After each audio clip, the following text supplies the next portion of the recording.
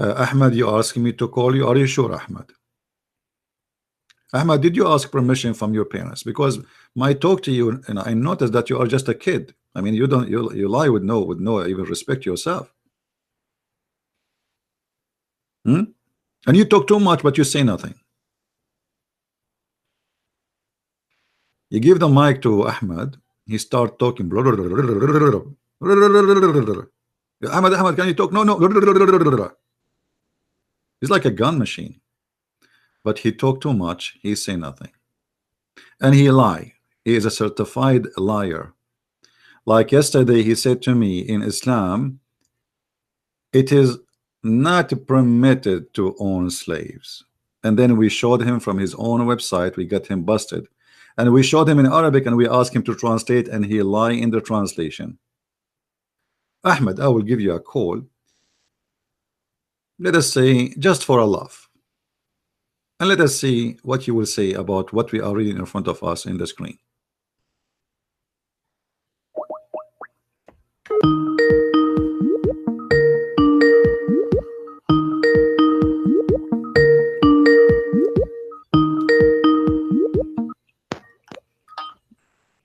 Yes, Ahmed. Hello. Hello. Assalamu alaikum. Wa alaikum assalam. So what do you think, Ahmed, about your prophet saying shaitan he Come fought on, when man. You are saying the same thing every day. You are saying I am crying like a baby. You said the same thing about Abdul Wadud, and you said, you know, man, the thing you did. I answered all your question yesterday, and I have a lot of reviews of people today are saying you busted him. Really? And now you are making jokes. You hang the phone on my face 2 times. Okay, because let us go from zero. Everybody is laughing. You said yesterday that Aisha she was hold on. Let us see how many lies. No. You said no. I will go back to zero. You said yesterday Aisha she was 18 when she married Muhammad. This is a big fat lie, and I got you busted. I show you Islamic website you gave me yourself saying that this is a big fat lie. Number 2, you said to us that a Muslim is not permitted to own slaves, and I show you from the same website you gave me, it says it is the opposite. You are permitted. The one who says it is not true that you are not permitted to have slaves in Islam.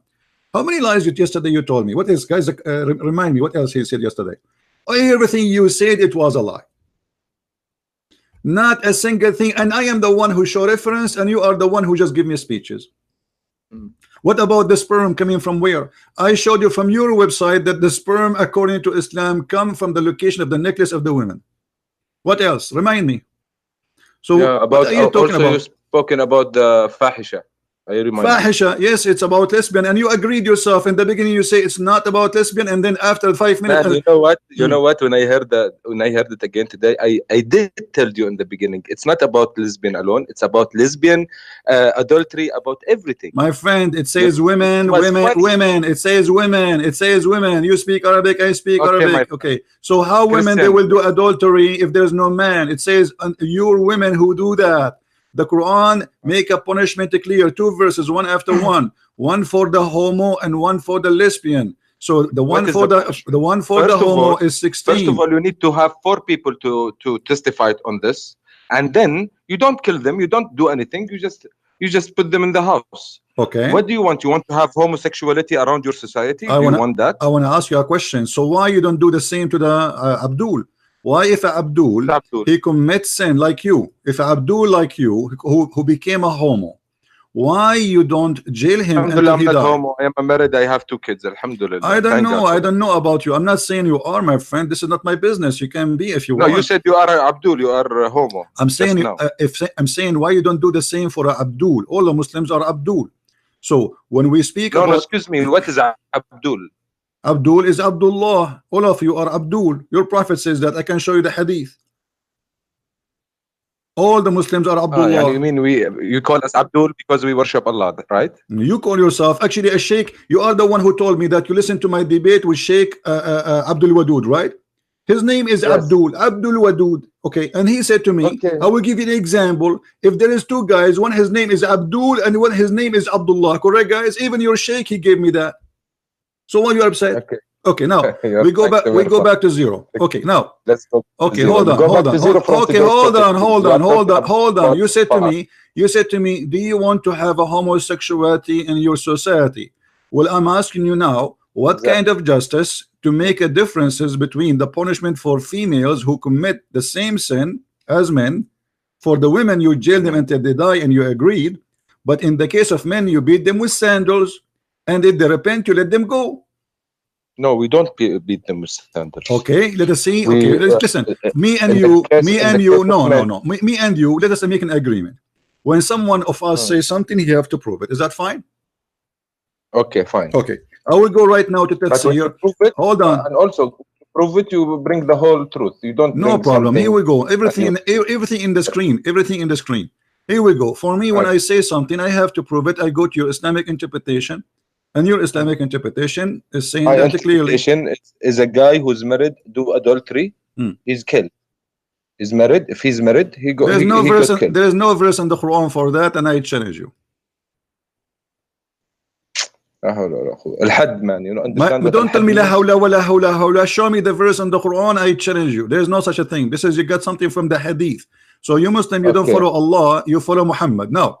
This is, hold on, listen, you see, you Muslims are like a kids. When you speak to me, speak with respect. I am the master of Islam. Listen to this. Wallahi, people are laughing. Listen, everybody is laughing at you, not at me. Tafsir al-Jalalain. And when two of you and he says, who they do the act of adultery or homosexuality, hold on, let me talk. You don't want me to talk like that. Let me read. You said to me, show me the reference. I don't want you to read. I don't want you to read. I will not address this point. Wait a minute. Why?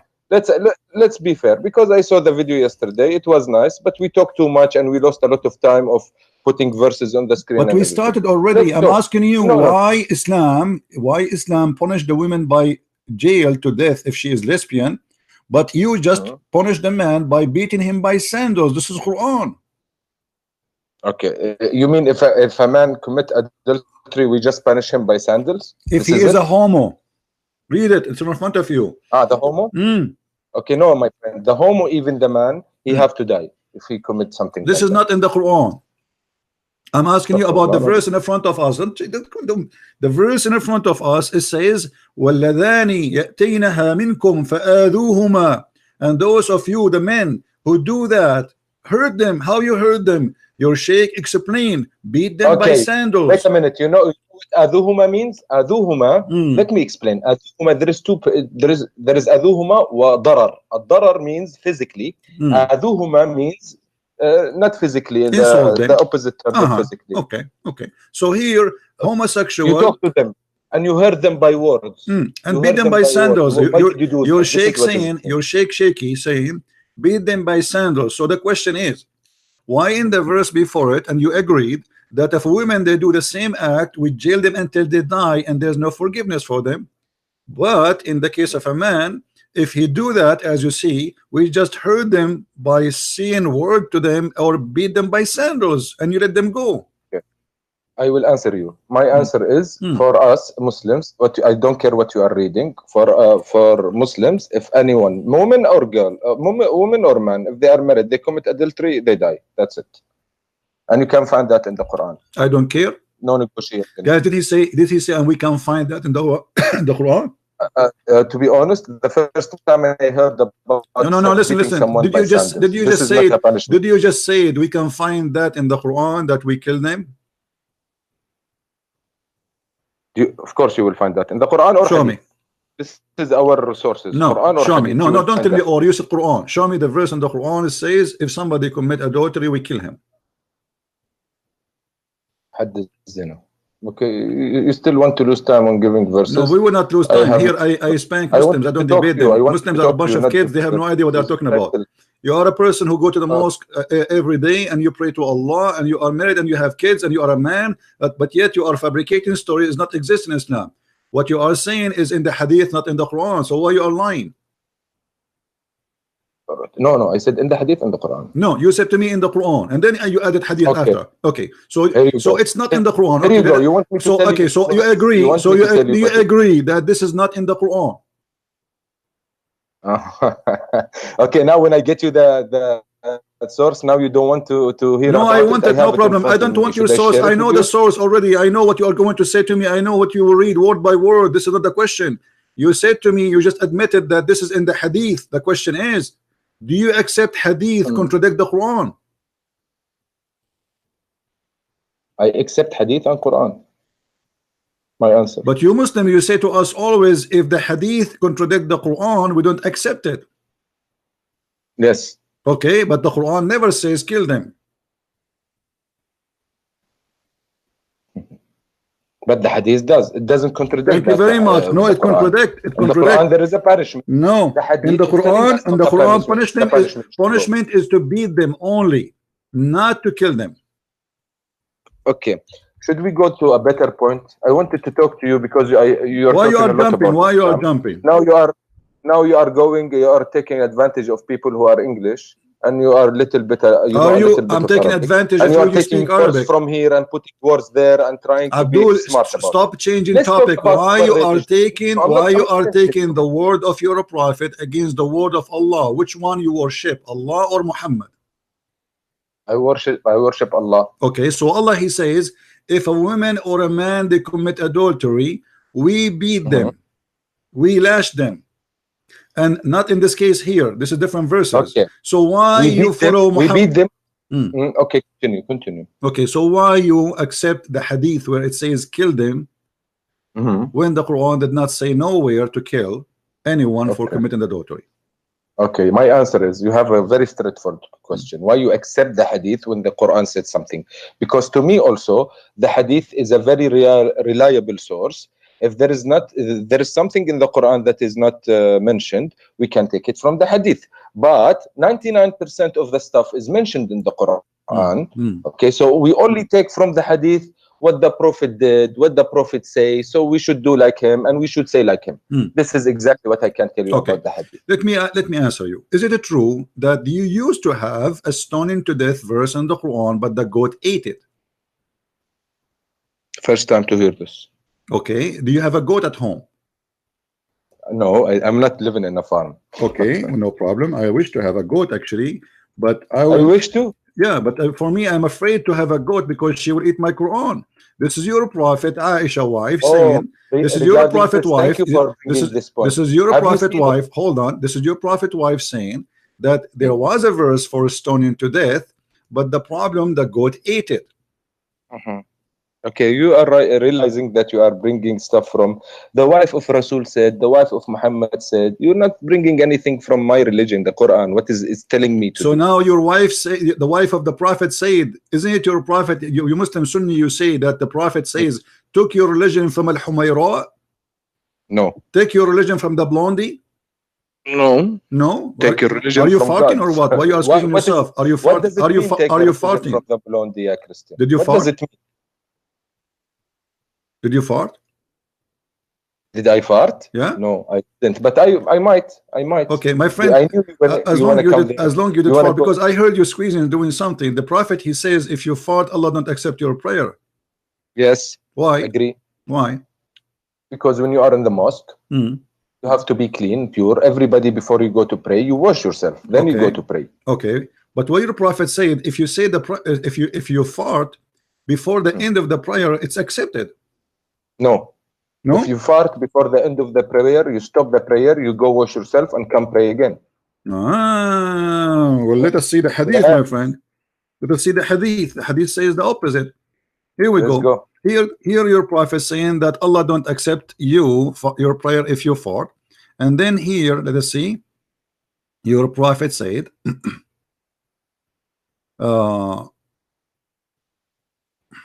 okay, read with me. Allah Messenger said, when he commit farting, meaning a man, and he is sitting in the end of his salat before saying the taslim, then his salat is acceptable. So why the farting in the beginning is not acceptable or in the middle, but farting at the end is acceptable? That's also a fabrication. Fabrication? You cannot fart, not in the beginning or not in the end. What do you mean fabrication, my friend? Why it's fabrication? Because I'm praying, as I told you, I pray 5 times a day. You just told me. Let me ask you. Okay. When you fart, what's the problem with Allah? What is the problem? There is no problem. It cannot be a problem with Allah. The okay, so why he don't accept your prayer? You are a human being. He created you. He created you in certain way. You digest food, and the food make gas, and the gas turn into fart. So what the problem with Allah? This is God teaching you to be disciplined when you are in a place like God. What if somebody don't have a control? I mean, I don't know if you have a custom of farting and having shit in the church. I don't think you do, guys. Right? No, hold on. You have a custom. I can show you that you Muslims, you have no problem that dogs go inside the mosque and piss. Do you want me to show you? I can't. No, show me. I don't agree with that. I don't disagree with that. No problem. Don't disagree? Yeah, no, don't disagree at all. Why should I disagree? Well, there is a dog that's coming in. So how come if you fart, it's your prayer is refused, and if a dog go inside the mosque and this is the house of Allah, it's fine? Who's praying, me or the dog? I'm the one who's praying, not the dog. Yeah. So why you don't? If the dog is pissing somewhere in the corner, what should that do with my praying? I'm praying in the front. The dog went somewhere and he. Well, you are there. You are praying in the same ground. You are praying in the same ground where the dog he pissed. Thank you very much. It's about feeling. We don't take it literally. Read with me. Literally, no, literally. What literally? What feeling? There is a dog literally. Listen, here we go. My father said that during the lifetime of Allah Apostle, dogs used to urinate and pass through the mosque. Come and go, bzz, bzz, and they piss. You know how the dogs, they piss in your leg, they piss in the wall, they piss everywhere. Nevertheless, they never used to sprinkle water on it. You don't even clean it. Okay.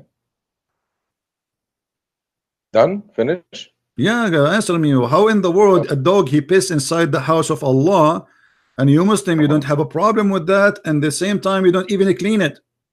I would know.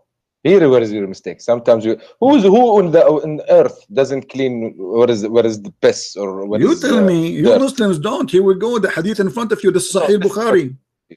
This is according to you, my friend. We are the most. I think.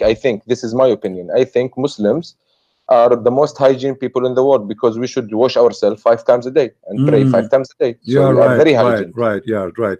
The Muslim, they were the most hygiene people in the world, and your prophet was full of lies. Now, as long as you are the most hygiene people in the world. God help you, my friend. God help you. Allah yahdik. Okay, are you going to answer or not? You want to call me names or what? I will answer. No, look, answer me. Why you are not? Here we go. This is the hadith in front of you. This is Sahih Bukhari. Don't tell me it's weak. Don't play the game. This is Sahih Bukhari, and it says it clearly: dogs get in, dogs get out, and nobody even care. Okay, yes, we don't care. The dog is a creature of God. If it came, I will not beat it out of my mosque. I will not. If I can prevent it to do something before it does it, yes, no problem.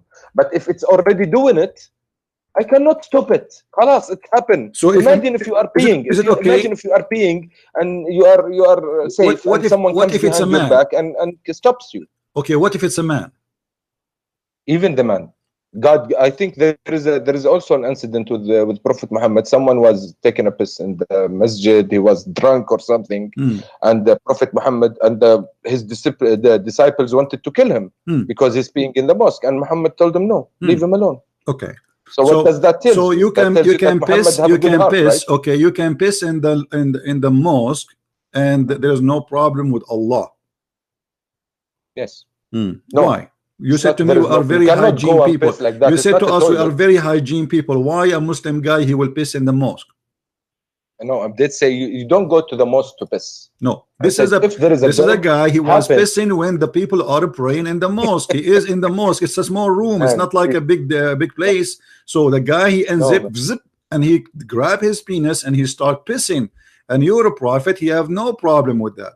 According to the Bible, when Jesus saw the Jews sitting and buying in the temple, he flipped their tables and he kicked them out. How come your God? How come your God Muhammad don't have any jealousy for? Muhammad is not my God. Alayhi salatu wasalam. He's my prophet. He's your God. No, he's my prophet. Okay. He's not my God. Say the shahada for me. أشهد أن لا إله إلا الله وأشهد أن محمدا رسول الله. Translate. I bear witness that there is no God but God, and I bear witness that Muhammad is a messenger of God. All right. Now, So now you just associate the name of Allah with the name of Muhammad. Why? No, I can say it in a different way. No, you cannot. I bear witness that God. I bear witness that God is. There is no God but God, and I witness that Muhammad and Jesus and Moses and Ibrahim. See, this is not the shahada. Don't fabricate now. God. This is not the shahada. This is not the shahada. This is a fabrication. So the shahada is in Islam is to put the name of Allah with the name of a man. His name is Muhammad. See, you didn't like my answer. And we right? just showed you. We just showed you. If the shahada. Quran says something and Muhammad says something, you Muslim follow the Muhammad. You don't follow the Quran. You know what? I'm afraid that I'm gonna piss you off, and then you're gonna hang up the phone on my face. Don't forget about. Don't forget. I would like you to piss me off. Don't worry. I want you to answer. Until now, you answer zero, nothing. We keep jumping from a place to a place because you have no answer. I showed you that. I showed you how dogs they piss, and you said we have no problem with that. But yet, in the same time, you said to me we are hygiene people. How you are hygiene? Okay, let me ask you.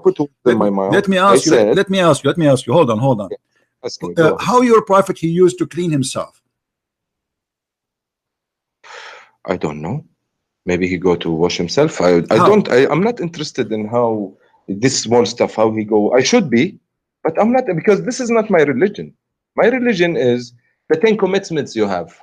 Don't kill, don't steal, be good to your wife, be good to your mother, be good to. This is the commitment. I want to talk about this. My religion doesn't say something else. In the Quran, it says don't kill, don't steal, don't cheat. The Quran, all of it is about killing and cheating and stealing. I dare you. Yalla, bring me one. All right, here we go. About killing.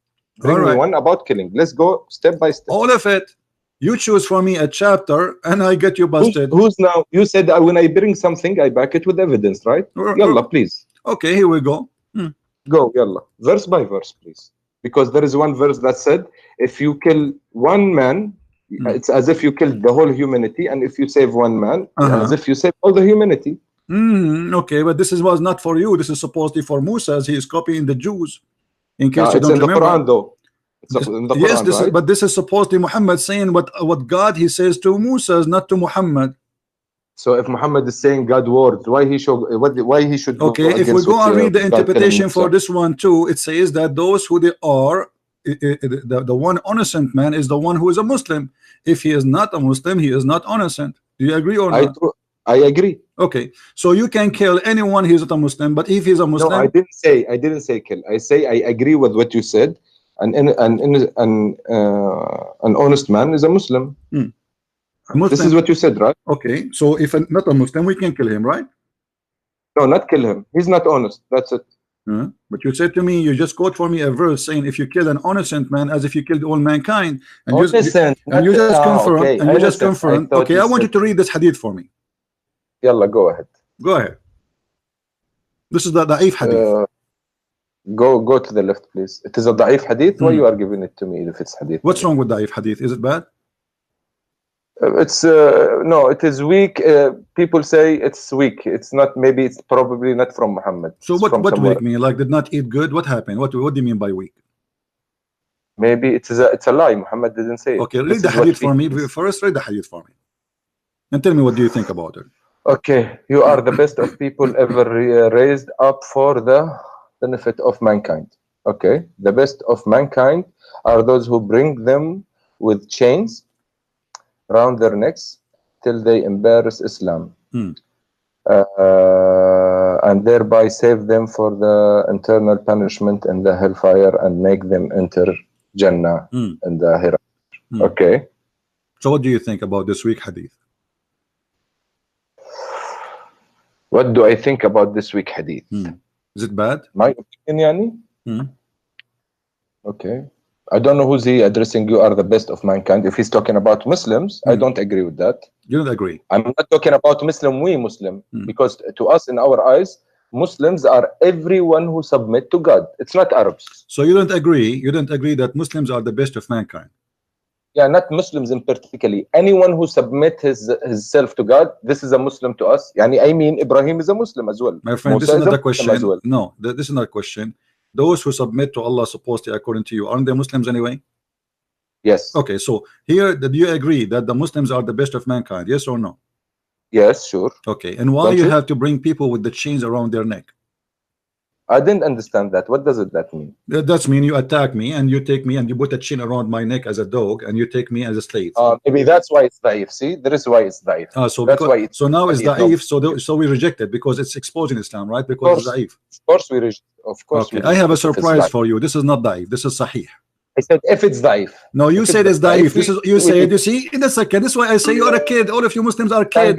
All of you Muslims are a bunch of kids. A second ago we rejected. Yeah, this is why we rejected because it's daif. Yeah, this is why we rejected. You just said that. The second I say to you, I have a surprise for you. This is sahih. Now, don't call me again. Let your dad call me.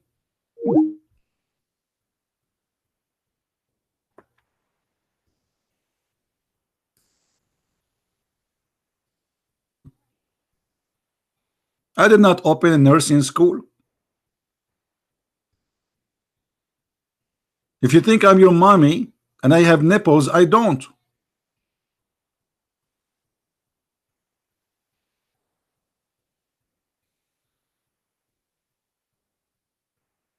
Do you see how they are?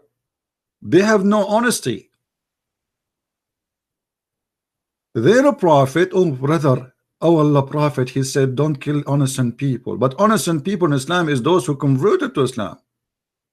Otherwise, everybody is a target. You, Muhammad, he unleashed Islam on anyone, and the fighters of Islam on anyone don't accept Islam. So the duty of a Muslim, and this is in the Quran, chapter 3, verse 110, it says you are the best of mankind. So the Muslims are fascist.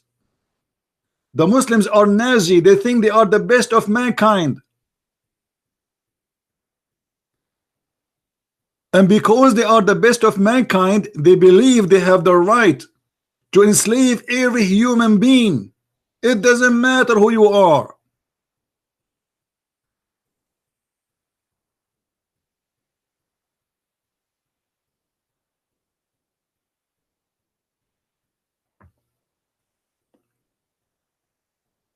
Why? Why you do that to yourself? Why you bring humiliation for yourself? Why you change your opinion in the speed of light? And this is why I say to you, Christians, Hindus, Buddhas, it doesn't matter who you are. When we debate Muslims, we don't debate them. They play games. They are not decent people. They never give a correct answer. They play. The answer is vary, depend how the situation is. It's a shameful cult.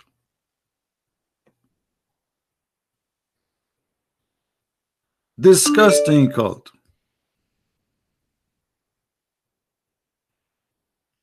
Imagine if we say we Christians, we have a duty to go bring them all with chains, and we can't do that. Muslims are no match for us in any mean, in any way.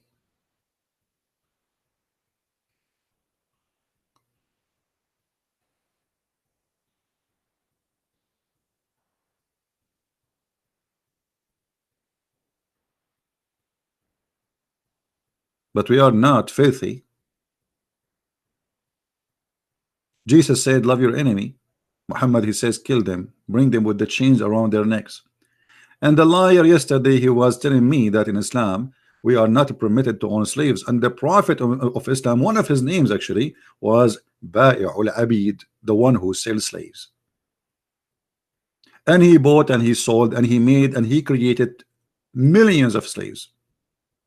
Until now, slavery is lawful in Islamic countries.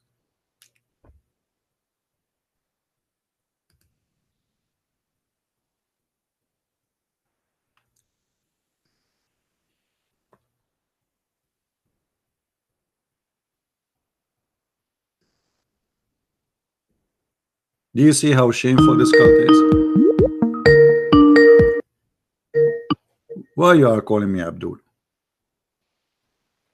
I am calling you because you are making a joke of yourself. When I destroy you, you hang up the phone on my face. Come on. Boy, you destroyed me.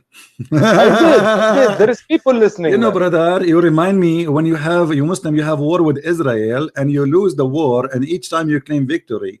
So the first war with Israel you lost, the second war with Israel you lost, the third war you lost Jerusalem, and still until now you claim victory. No, we are not claiming victory. You do, and you celebrate victory every year. Let me ask you now. Did you say to me that I reject this hadith because it's da'if? We lost the war, but why did we lose the war? Because of people like you. People in Palestine are killed and dead every day. They are dying every day because people of you. Okay, what? Let me ask you. What you are doing? Okay, hold on. What you are doing? Hold on. If you ask me, if you ask me, I would love to go and join the U.S. the Israeli army in case there is a war, because this is their land and I can prove it. This is what I want to talk about. You want to talk about this? Bring a Palestinian guy and bring an Israeli guy. Ask both of them. Ask the Palestinian guy. Where were your fifth grandfather? He will tell you buried in Palestine. So what? Ask the other Israeli guy. Tell him, where is your fifth grandfather? The first time, hold on. The first time the Muslim they enter the land, it is during the attack of Umar ibn al-Khattab. Before that, there's nothing called Arab in that land. Do you agree? Before that, Arab was not exist. Come on, Arabs we are descended from the Ismailis. What Ismaili? Don't give me this garbage, my friend. Don't go there now. Listen. In Jerusalem, in the attack of Jerusalem, everybody knows that Umar ibn al-Khattab is the one who attacked Jerusalem and he took it. So and before that, nobody speak Arabic there. Let me ask you now. Let me ask you. The Jews, they say that Jerusalem is their city and Israel is their land. Do you agree with them or not? No, I don't agree. So you are saying whoever says that is a liar? I say whoever says that Israel, their land is in Palestine. Yeah. Is a liar? No. They started there, but now it's not their land. Now it's Palestine land. Why now it's not their land? Why now it's not their land? Who is the one who gave them that land? Oh my God! Don't say oh my God. So do you deny? Say oh my father. So oh my Allah. Okay. Don't say. Wait a minute. Now you are in America, right? No, I am in China now. Okay, America. Didn't they come and they killed all the Indians? No, it's not true. It's not true? Not true. The Indian, they were killing each other. Almost they are finished killing each other. And actually, let me tell you about America, Abdul. In America, if you are an Indian, you don't pay tax. I pay tax, which means Indian in America, they are treated more high than any American. They have a special right. In the Middle East, you took Jerusalem from the Jews. Do you treat them equally to the Muslims? No. Ibrahim have two kids. Right? Really? And yes, Ishmael and Jacob, and we are brothers. Okay, we will go there. We will go there later. We'll go later. Now answer me. Who is the one who gave Israel, the Israeli, their land? God. What is the name of that God? Allah. Okay, Allah, he gave the Israeli the land, right? So why you are saying this is not the land of the Israeli? Yeah, God told them uskunul arda. He didn't tell them go and kill everybody. No, actually he told them to go and kill everybody. Yeah, this is this is according to your scripture. No, this is according to your Quran. Do you want me to show you? Yeah, show me that in the Quran God tells Bani Israel go and kill everybody. All right, no problem. Here we go. Let us go to the Quran and show you. And you, in a second, you will say to me, this is a da'if Quran. You promise me? No, this is Quran. There is no da'if and no da'if. Okay, here we go. This is the Quran, chapter 5, verse number 20. Read it. Yeah. Oh man. I read my scripture in Arabic. Read it in any language you want. Let me read it for you in Urdu. You know, you are making jokes of yourself. You are making fun of yourself. I'm making fun of you. You are saying to me the Quran did not say to the Jews go and kill whoever there, when the Quran saying that literally. You know, because if the Quran tells the Jews go and kill everybody. Yes, it says that. Read it. Here we go. Read. Why you are reading in your heart? I want you to read loudly. Be proud about your God saying, hey, Jews, go and kill the Palestinians. When Moses said unto his people, "Oh my people, remember Allah favor into you, how He placed among you prophets, and He made you kings and gave you that which He gave not to any others." Very good. So very good. Continue, brother. Don't stop. Very good. Okay. Any other of His creatures. Okay. Oh my people, go into the Holy Land, which Allah engrayed for you, then not in fight. So it's telling him not to go and fight everybody. It says that? Sure. It says that? Oh, it says go and fight. It says go and fight. Turn not in fight. It says, right? No, a flight. This is a flight. This is not fight, my friend. You are not reading rightly. It's not a flight. It's not fight. It says a flight.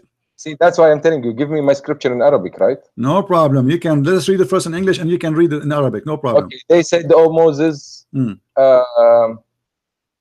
a giant people train and we go not into." See, it doesn't make sense in English. That's why you guys have a confusion. He said to him, in the Palestinian, they are giant people. Your Yasser Arafat is not even the size of my to the height of my knee. So as you see, the Palestinians have nothing to do with those you call them Palestinian today. Those are giant people. And here you will see it says that he is ordering. Hold on. He is ordering. No, this is not an argument. Your argument is your Allah. He ordered the Jews to go and kill the Palestinian. You said to me, shut up. You said to me, nowhere in the Quran it says you said. Let me spank you nicely. You said, and everybody heard you. Everybody heard you. Listen, you said nowhere in the Quran it says Allah. He said to the Jews, go and kill the Palestinian, and the verse in the front of you. And then the Jews putting it in Arabic. My question. I will put it in Arabic. Here we go. You know, read it first in English. Yalla. I read it in English. Thank you very much. No, you did not finish yet. No, you did not finish. The Jews refused to kill the Palestinian. They refused. Allah get angry from them, and He cursed them for that. And He made them lose their way in the desert for 40 years. No, that's not true. Not true? Now I remember. I show you that from the hadith. I can show you that from the hadith, brother. Okay. See? If I show you a da'if hadith, you accept the story. It says that Allah, He cursed them and He made them lose the way for 40 years. Can you let me talk now? I'm asking you, if I show you the hadith where it says Allah, He made them lose their way for 40 years. Go back to Arabic. This scripture, I want it in Arabic. No problem, no problem. No problem. I'm asking you, if I show you the hadith where your prophet said that Allah... hadith. This one is a Quran. I want to talk about Quran. So you don't accept hadith now? No, I accept hadith. Okay, but now I want to talk about this. Don't jump the gun. So now, because now the Quran did not mention that Allah, He made them lose the way for 40 years, you don't accept it? Oh my God! See, yeah, do you accept that Allah, He made them lose the way for 40 years because they refused to kill the Palestinian, or you don't accept that? No, you don't. It was not. God told them there is a bad people in this place. Go and fight. That was the story, not Palestinian. And what you are saying, you are misleading the people. Those are not Palestinian. They didn't go. They didn't go. Okay, listen. So did Allah curse them because they did not go and kill those people, and He made them lose their way for 40 years? Yes. But you said to me, there's nowhere in the Quran it says Allah. No, don't tell me they said to me.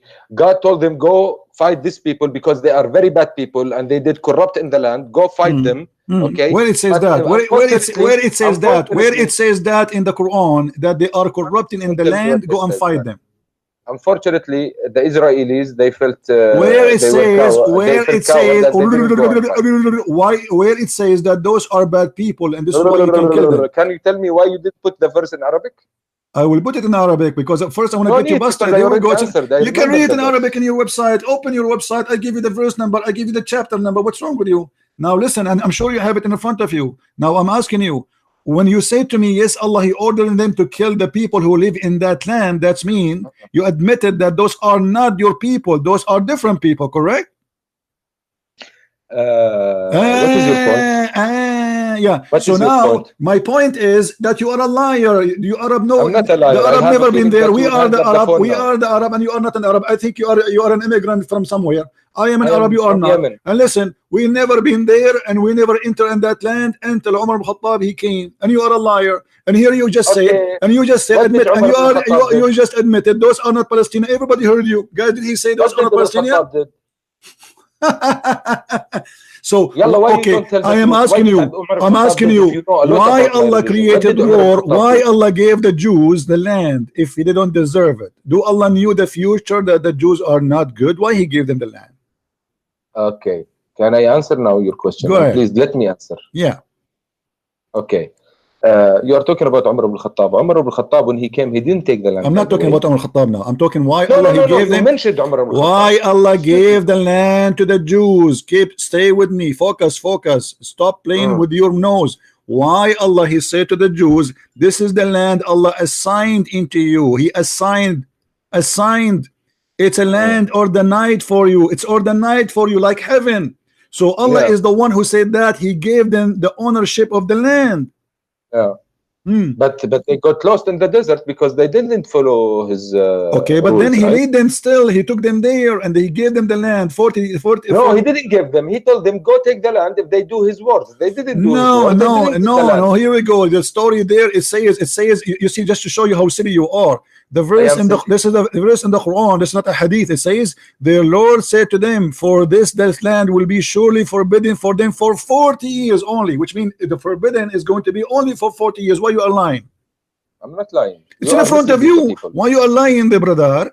You know, you have some people in your chat. Brother, don't change the topic, brother. Brother, don't change the topic. It says forbidden for you for 40 years, not forever. You will not let me talk, right? No, I'm letting you talk, but I cannot let you please. Okay, please. There is some people here in your chat. They are writing, this guy who's talking to Christian is a little bit intelligent than the people he used to talk to. So maybe you are used to talk to maybe people who doesn't know Arabic or stuff like that. No, my friend. But with me, you cannot deceive me. Let me tell you the history of people who talk to me. We have donkeys. We have a mule. We have little mule. So you talk to donkeys? Oh, you understand donkey language. Well, your prophet he spoke to donkey too, okay, right? let me ask you. Did your prophet ask a donkey, do you like females? Allah, your questions are stupid about donkeys. Hold on. Okay, you are the one who said to me you talk to donkeys. Did your prophet ask a donkey, do you like females? Yes or no? Oh my God. Hey, let's talk about better points. Why you change the topic? You have a problem with Muslims. Yes, I talk to donkeys now. Okay, so you're a prophet. You're a prophet. He spoke to a donkey and he asked him and he said, do you like females? And then the donkey looked like he was a gay. He said no. He got angry. Now we go back to the zero. Now Allah said it's forbidden for you to enter the land for 40 years, which means this is the only anger. The curse is for 40 years, and after that this is your land. Where Allah He gave the land back to the Palestinian in the Quran? When Umar ibn Khattab came. Where Umar ibn Khattab, he was sent by Allah, saying to him, this is the land, take it. Where it says no, of course Umar ibn Khattab was sent by Allah. He's a prophet. Okay, hold on. Guys, prophet to whom? Wait a minute, let me finish. He was mentioned in the Jewish book. That's why I'm telling you, Umar ibn Khattab, he didn't vote them and take the land from them. They opened the door for Umar ibn Khattab and they let him enter. This is the right story. Right, this is the right story. Will he surrender the city? And by the way, don't call me again. By the way, don't call me again. You're a kid. Go and read the Pact of Umar. Everybody will laugh at you. They forced to open the city because they will kill them all. Die or agree with my pact. And the Pact of Umar, you can read it in, if you read the chapter 9 verse 29, interpretation of Sahih of Ibn Kathir, you will see the Pact of Umar there, where he humiliated the Christians and he destroyed their life, and he forced them to pay the jizya like dogs. And actually I have no respect for those Christians who live in that city at that time, and I call them cowards.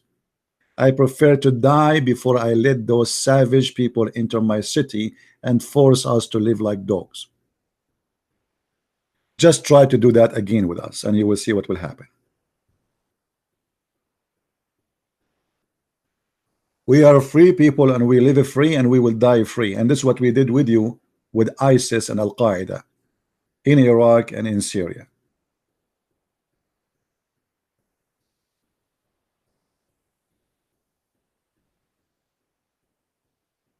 Cowardness will lead you to a disgrace. Jesus never taught us to be cowards. Never.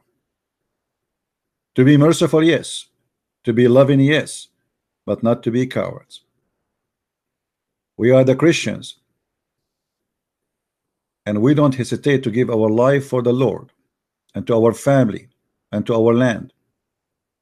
And the one when I take it from us, you have to think not twice, 100 times before you do that.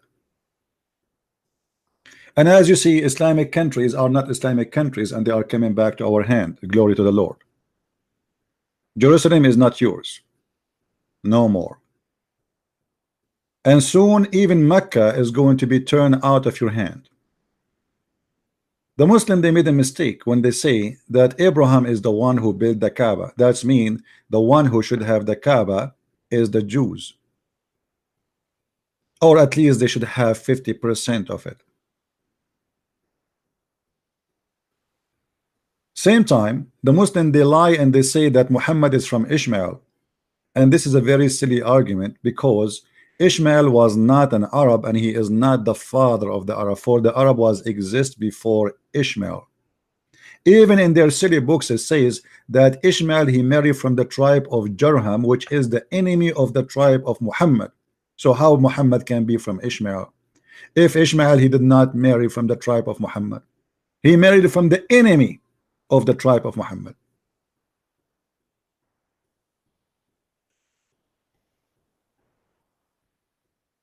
As you see, this is the land of the Jews, and even the Quran confirm. And the funny that the whole Quran never mentioned the word Palestine once. Do you believe it? Not even a single time.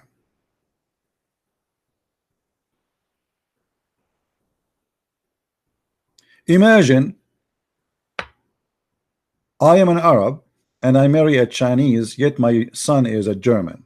I mean, how silly that argument is. Ishmael is a son of his father, and his father is Aramaic, and his mother is Egyptian. So at least we can say he's half Egyptian, half Aramaic. How that can make him the father of the Arab when the Arab, they are exist before him? They say to you that he married an Arab. So if I go right now to China and marry a Chinese, I became the father of the Chinese. The Chinese exist long before me. I just marry a woman. Even the Quran confirm.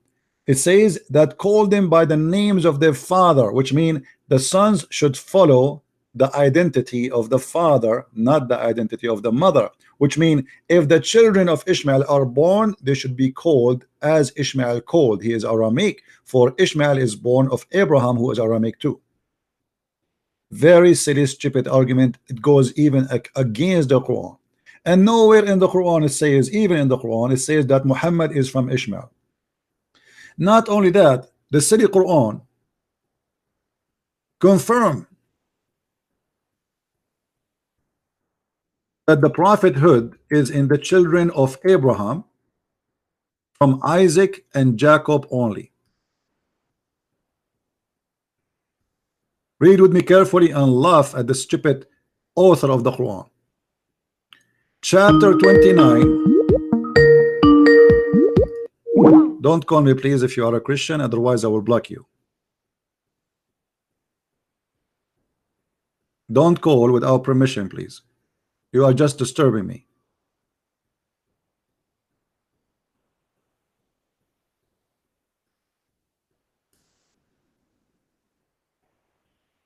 And we bestowed on him Isaac and Jacob, and we established the prophethood and the scriptures among his seed. Which seed? As you see, he mentioned Jacob and Isaac. Do you see it?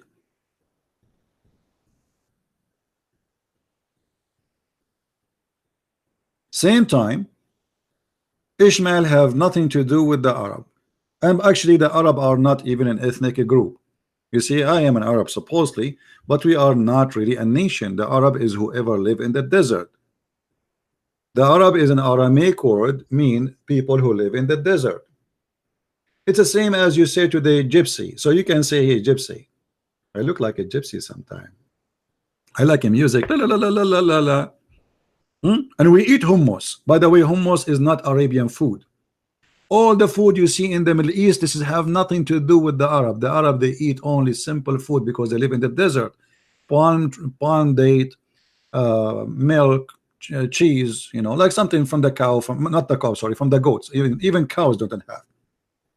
They don't do farming. They have nothing to do with farming, so their food is limited. So all the food you see, this is not even Arabian food. Like you see, if you go to some countries, those are countries we occupy them and we force them to speak our language, and then we took whatever they have. We took their food, we took their civilization, and we claim it to Islam. Muslims do not know until now how to build a house. Until now, if you go to the Middle East, you will see that all jewelry stores, they take off in Saturday and Sunday. Why? Because nobody knows how to make jewelries except the Christians and the Jews in the Middle East.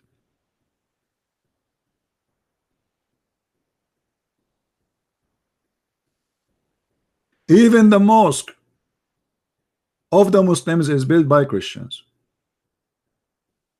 And the one who they are great and wonderful, they are hijacked by the Muslims. They used to be churches.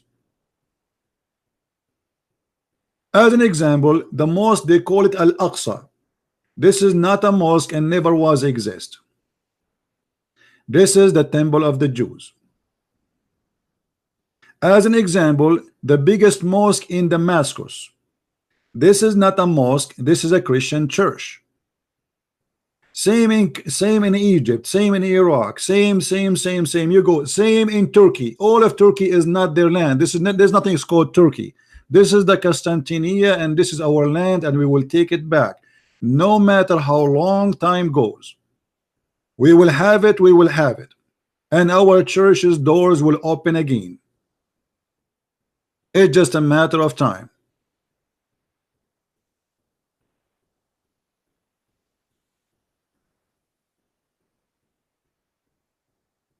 If you go right now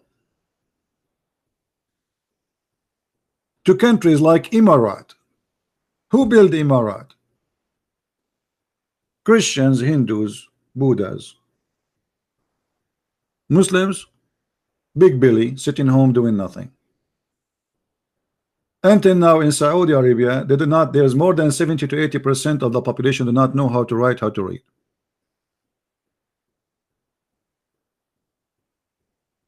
They don't even have people who clean garbage in the street.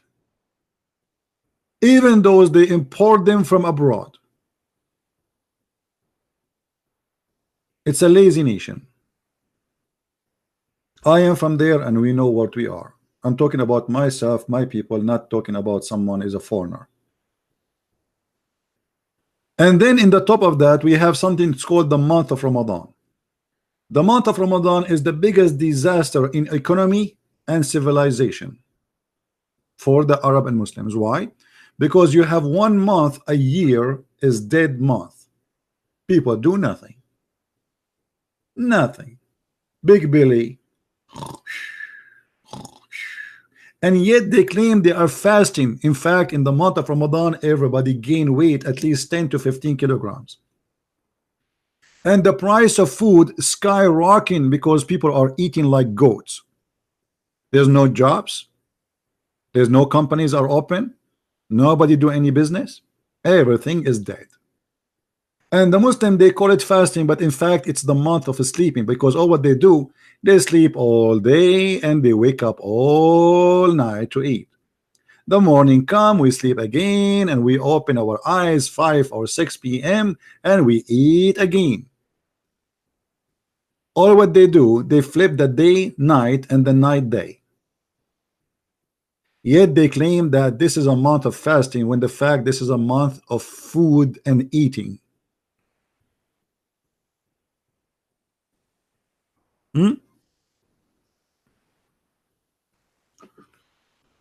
Now,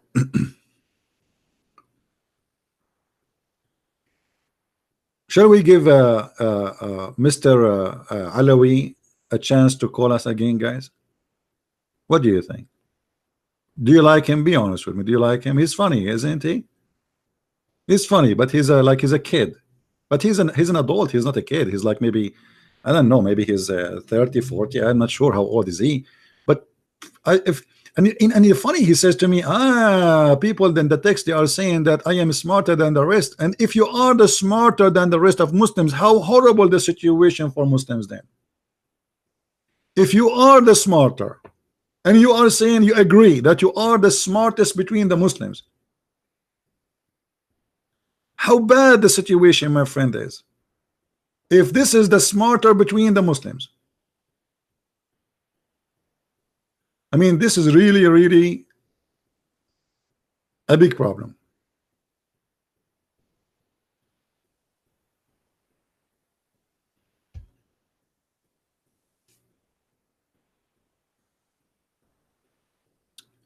Do we have any Muslim would like to say something?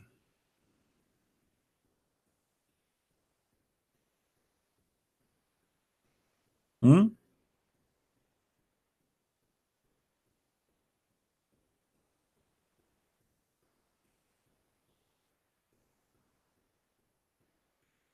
You know, when he was so proud about himself that he is the best between the Muslims, I think he felt so good. I think he wanted his wife to hear this. Hey wife, look what they are saying about me. Come here, come here.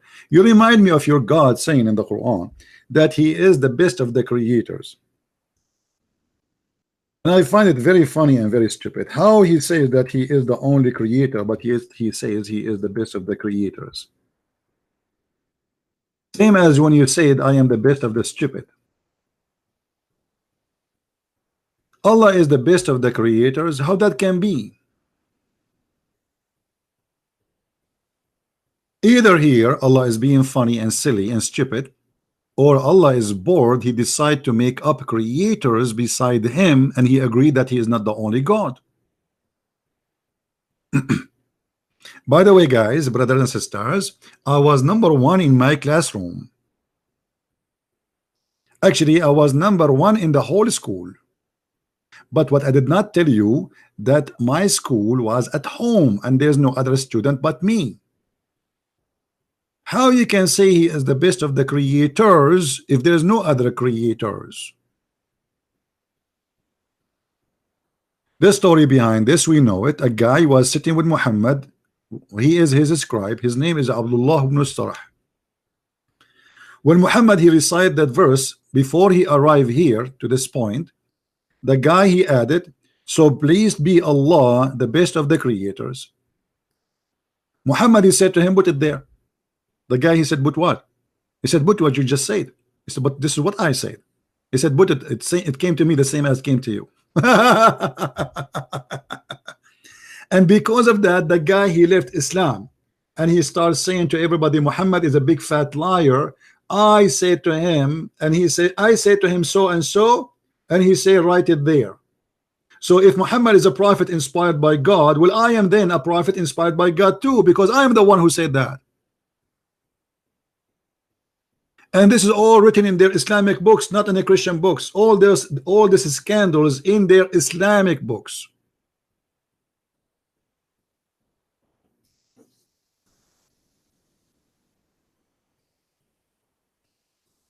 Do we have any Abdul? Mayday, Mayday. Huh?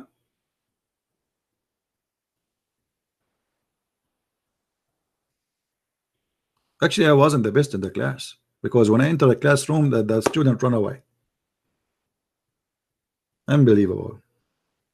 I was a very good student.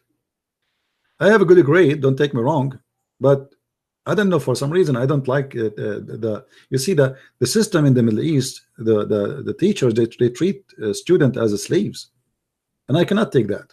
So every day I have a fight with the teacher, not with the students. The teacher, he go to the classroom, he says, where is this guy? Where is this guy? They hear news about me. He said, listen to me, I am not like the other teacher. I'm warning you. If you think you can do the same to me as you do to the other teachers, I am not the same. And all the kids, they say to him, yes, yes, sir. All of them, they say the same as you. Just wait.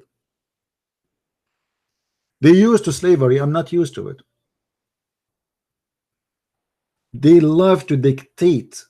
They love to make you a toy. The mentality of Islam have an impact on everything. School, government, everything, even household. The parents in the Middle East, they feel they own the children. It's not like a gift from God, so they treat them like slaves. The government, they own the people. It's not we are serving the people. And this is exactly what Muhammad he did. You see, the Muslim, they lie to us and they say Muhammad was a very just man. Muhammad was servant of Allah. Muhammad, he made verses saying, who wanna give me her vagina? Not only dictating your life, he is dictating the vagina of your wives. Imagine, it's written in their books that the prophet was offered a privilege, or Allah gave him a privilege And one of them, if the prophet eyes fall into a woman, her husband, he have to divorce her immediately, so the prophet he can if her. Have you ever heard of a religion like this? If the prophet eyes fall into a woman bum and he like it, you the husband, you have to get rid of your wife immediately, otherwise he will kill you.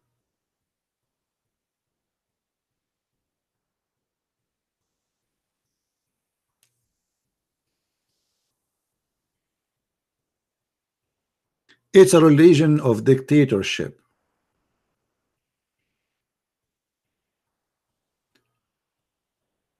Anyone knows where we can find the video where the guy he said to us that Allah he made Adam sin because Allah wanted to be known?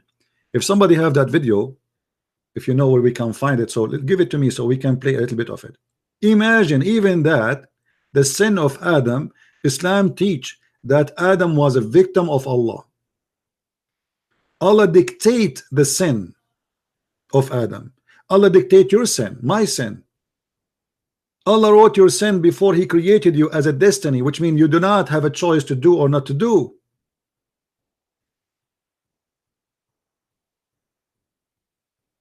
It's a stupid cult.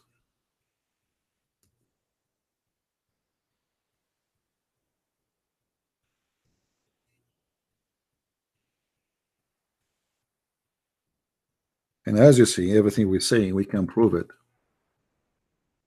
Easy.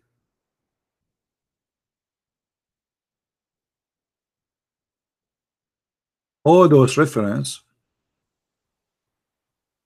saying it clearly that Adam was a victim of Allah, and Muhammad is proud about that.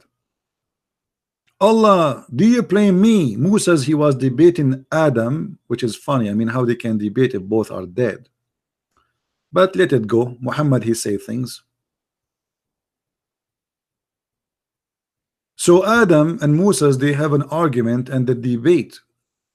And Musa says to him, because of you, we are kicked out of heaven. Adam said to him, you Moses, you are favored by God. He spoke to you. He wrote the Torah for you by his hand. Yet do you blame me for doing a deed which Allah had decreed that I should do 40 years before he created me? Decreed that I should do. Have you ever heard of a stupid cult more than this?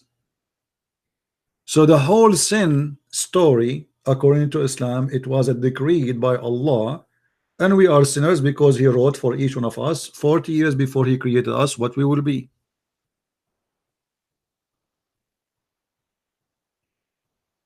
How that can be from God? This is not about knowing the future. This is about decreed what I should do. A Muslim, he tried to play game. He says to you, oh, this is about God. He knew the future. This is not about knowing the future. This is about writing the future. Decreeing the future, which you should do. You cannot escape.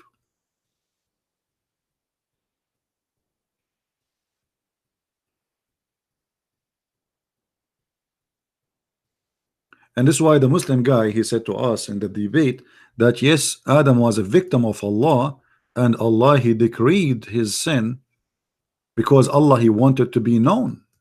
Allah wanted to be known. Well, nice to meet you.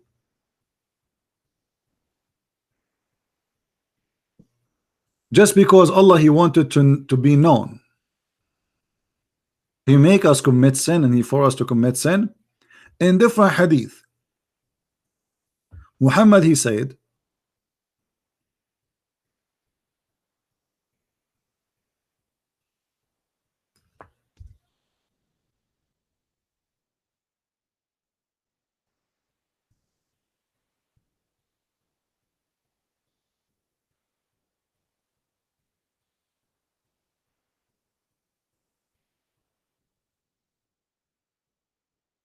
that if you do not commit sin, Allah will destroy you and replace you with people who commit sin.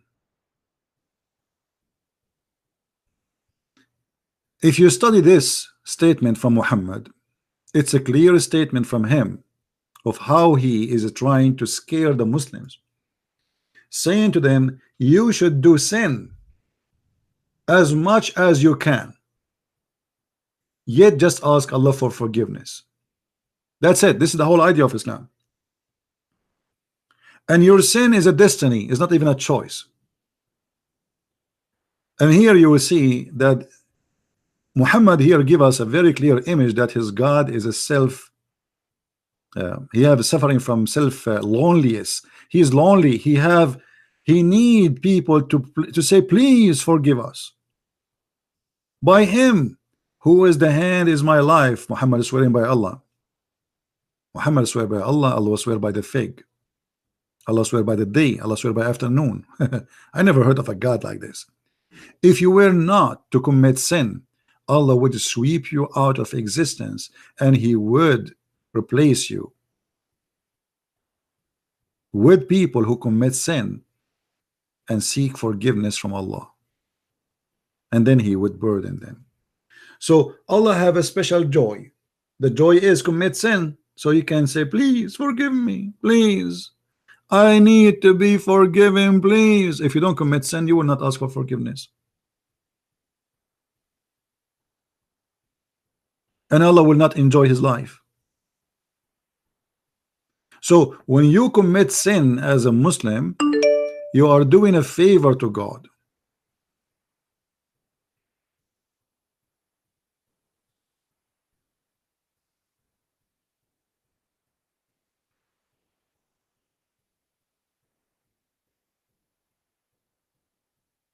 How silly, how stupid this cult is.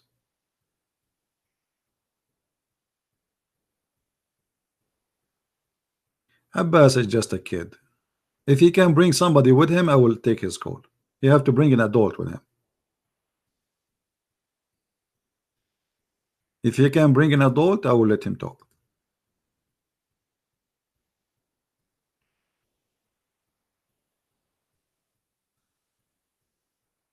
I am not Muhammad who enjoy playing with kids.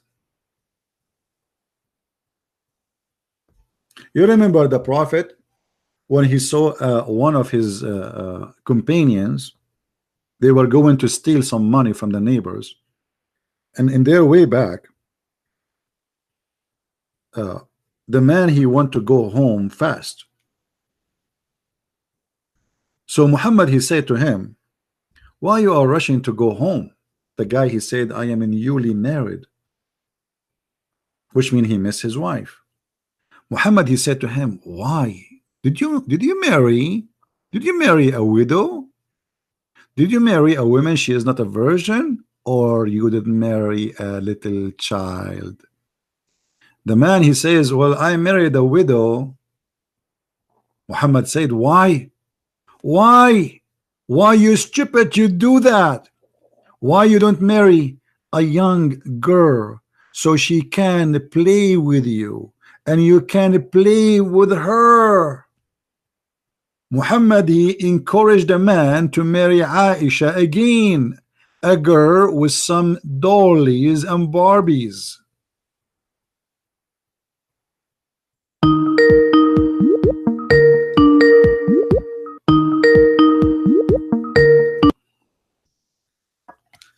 Asif, I have to hang up on you. I have to hang up on you. Do you know why?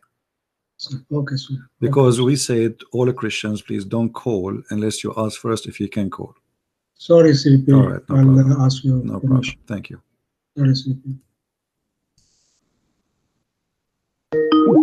Yes, Ahmed, why you are calling again? Yeah, okay, I'm calling because you are saying nonsense, man. Why? Okay, here we go. A man, his name is Jabir, and he married a woman, she is a widow.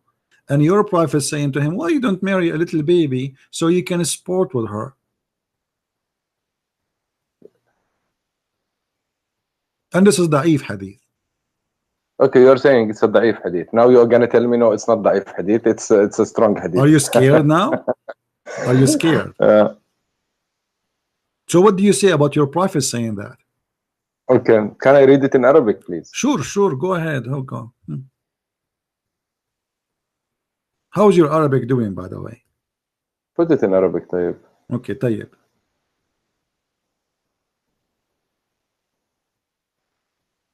Hello, Christian. I put it for you in Arabic. Go, read. Wallah, wait. Wait, please wait. Because you have you always like to hang up on the people. What I can do? I mean, I lose my patience with kids. But this, I want to address 2 points or 3 points before you close. No problem. Let's finish this one and you can go. حدثنا آدم حدثنا شعبة حدثنا محارب قال سمع بن جابر بن عبد الله رضي الله عنهما يقول تزوجت فقال لي رسول الله صلى الله عليه وسلم ما تزوجت فقلت تزوجت ثيبا, which means he married someone who was divorced. فقال ما لك وللعذارى ولعابها فذكرت ذلك لعمرو بن دينار فقلت عمرو سمعت جابر بن عبد الله يقول لي رسول الله صلى الله عليه وسلم هلا جارية تلاعبها وتلاعبك. Right. So your prophet saying what? That why you don't marry someone so you can, she is a virgin, so you can play with her. Explain to us how it's different to play with the virgin and why he cannot play with the women she is a widow or she is divorced. Okay. And it says Jariya, which means a young girl. So why your prophet advising a man who is already married? You are married, right, Ahmed? I am married. Okay, so imagine you see your prophet, with my respect, your wife, and he says to you, hey Ahmed, did you marry a woman, she is a virgin? Or no, you say no, I married a divorced woman. And then he says to you, why Ahmed, why Habibi, why Habibi Ahmed, Habibi, why you don't marry a young girl, Habibi? They are fun, Habibi, we can play with them, Habibi. Let us play with the girls, Habibi. It's good to have a young girl so we can play with her, Habibi. What do you think about that? Okay, Wallahi, Christian, if I come to wherever you are one day, I will offer to be your friend, I swear. No problem. Because you're a funny guy, huh? I agree. Habibi, but forget about me, funny guy. It's the funny is your prophet here. I mean, the guy is happily married. He wanna go and see his wife. What the business of Muhammad? Okay, why you have a problem with this verse? Can you tell me? If I okay, with my respect your family, again, I'm not insulting. Thank you very much for let us say your sister is married to a guy, his name is Jabir. And then I am a prophet Muhammad, and I said to Jabir, hey Jabir, why you married the sister of Ahmed? Habibi, Jabir, what's wrong with you? Marry a child. Habibi married a child, a young child, Habibi. So it's fun, so we can play with them. And you are saying to me, what's the problem? Be honest, you will not be angry. You will not be angry if somebody is saying that to your brother-in-law. I will be honest. First of all, theoretically, I don't know where you bring this from. You will say now it's sahih, maybe not. There is 6,000 saying or hadith from Rasul alayhi salam. Now 1, 2. What is the problem with this? Okay, one guy is telling one guy, why you married a 30 years old woman when you can marry a 20 years old woman? My friend, so what is the problem? My friend, okay, hold on. First of all, he didn't say child. You are taking a child. No, it says Jariya. It's a child. It's a young female. Secondly, you are saying what's wrong? I mean, a guy, he is married. Why you are tempting him? You are tempting the man to leave the wife he have and to look for a child, and the purpose is what? Is not to have a family, it's just to play with her. Is that ethical for you? Be honest with me, Ahmed. Is that I am honest with you. I am honest with you. My question, my answer to you will be, as I told you, I don't know where is this hadith. This is the first time I heard it. Second of all, you are talking about ancient Arabs, man.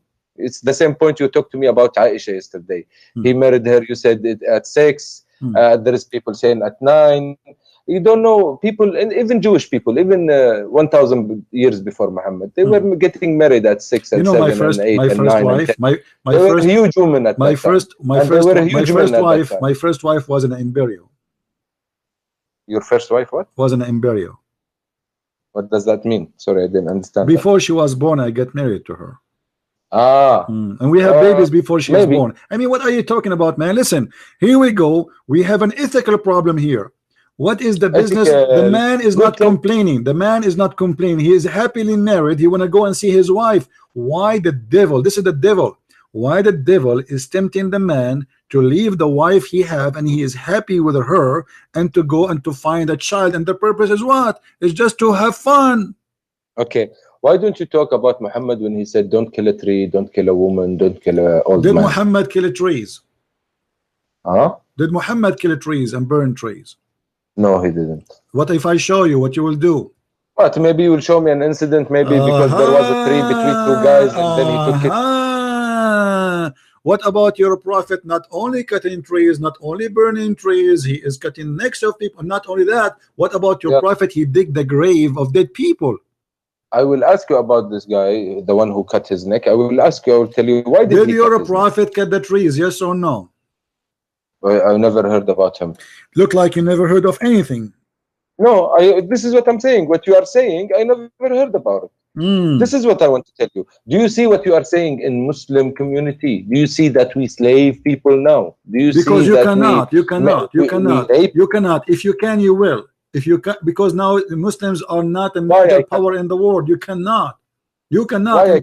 And when you can, you do. And this is what happened in Syria. How many slaves you have in Syria? How many slaves you have in Iraq? How many slaves you have in Mauritania? Mauritania now the biggest Islamic country in the world for slavery. More than 80% of the population are slaves. Okay. Have you ever heard of a country 80% is slaves? So I'm asking you now, when ISIS they enslave people, did they do exactly what Muhammad did? Okay, well, a Christian, to be honest, I went to Syria. I didn't see slavery. I went to Egypt. I didn't. Where you went? Where you went? Did you go to under Islamic rules? I went to Aleppo. I went to Damascus. Of course, before the war. This is not Islamic. This is a secular guy. The leader there, the government is secular. If we have an Islamic country, real Islamic country. Okay, wait a minute. If you're saying it's not Islamic, why you just brought it as an example? You said in Syria there is slavery. Well, I was talking about Syria just whatever they establish Islam, you have a slavery. ISIS is a true Islam and they have a slaveries. ISIS are not Muslims. Really? Why? Because first of all, they are not carrying they are carrying American weapons. Thank you very much. You are carrying American weapon too. What country you are from? I am from Yemen. I'm not carrying. Don't you carry American? I can show you right now. You are carrying American weapon. No, okay, yes, even if though we are carrying Russian and American weapons, who are selling this. You Abdul, you cannot make even you can make even a needle, so you have to carry our weapon. You admit now this is not the problem. The problem is. Thank you very much. So you are the only source to get the weapon. So how did ISIS get this weapon?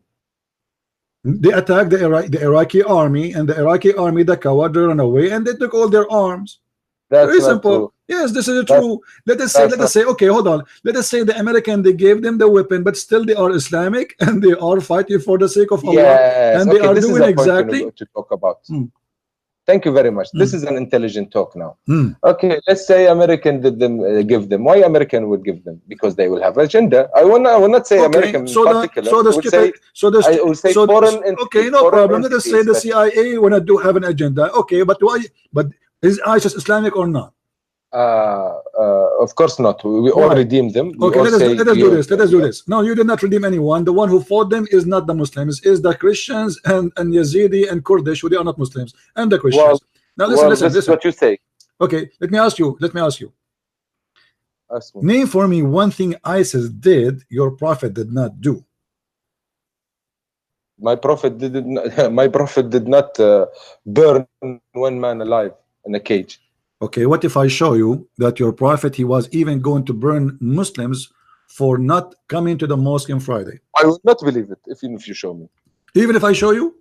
Yes. Why? Because I trust my religion. Because my religion message is different than what you are telling me now. It's real. Listen, what you are saying now, Christian, be logical. What you are saying now is a very old argument. Why? Because there is 2 billion or 1.8 billion Muslim now in the world. What you are saying is my friend. First of all, you Muslims are not even 1 billion. You count everybody live in the Middle East. You count everybody live in Indonesia. You count everybody. Yes, I know what I'm talking about, and you are not the majority. Do you realize that you are talking in front of thousands of people? I'm talking in front of thousands of people. Let me ask you. Indonesia is the biggest Islamic country in the world, correct? True. Do you calculate all the Indonesians as Muslims? No, not all the Indonesians. No, you do. When you calculate your Muslims, I said, stop lying. When you calculate, you say, okay, Indonesia have 200 million something. All of them, they are Muslim. And the fact, this is not true. More than 10 to 15% are Christians, and there's other Hindus, and there's the other religion.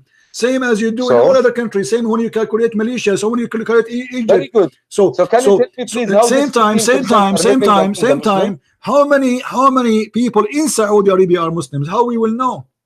Because you force everybody to say I'm a Muslim. There's no freedom. So how we will know how many real Muslims are? There's no numbers.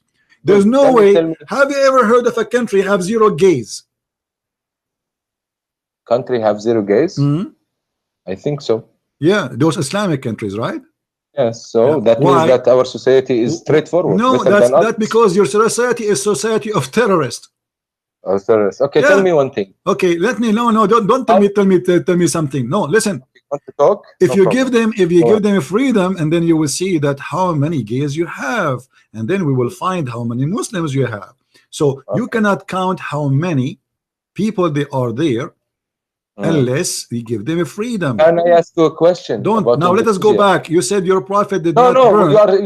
You said your prophet did not order to burn. What if I show you the hadith? Okay, wait a minute. How Indonesia? You were talking about Indonesia. 15% of them are not Muslims. You said. So can you tell me how did this 15% first of all live with the majority of Muslim peacefully? 1%. Because you don't have an Islamic government. Even the Indonesian who you call them Muslim, the majority of them, they don't give a damn about Islam. They are Muslim by name. This is the truth. This is the truth. The same as Emirat. Why the Emirat? They have Christians there because without them you cannot even live. Why? Who is the one who protect all those countries? All those countries are protected either by America, either by England, either by France, either by somebody.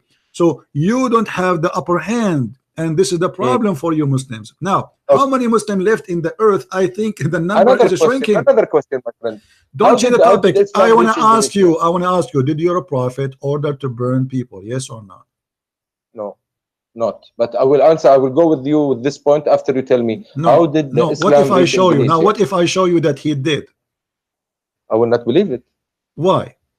Because Muhammad told us, "La yu'adhibu bin nar illa rabbun nar." Nobody can torture with fire except the God of fire. Okay, which is Allah. But he was going to burn people, right?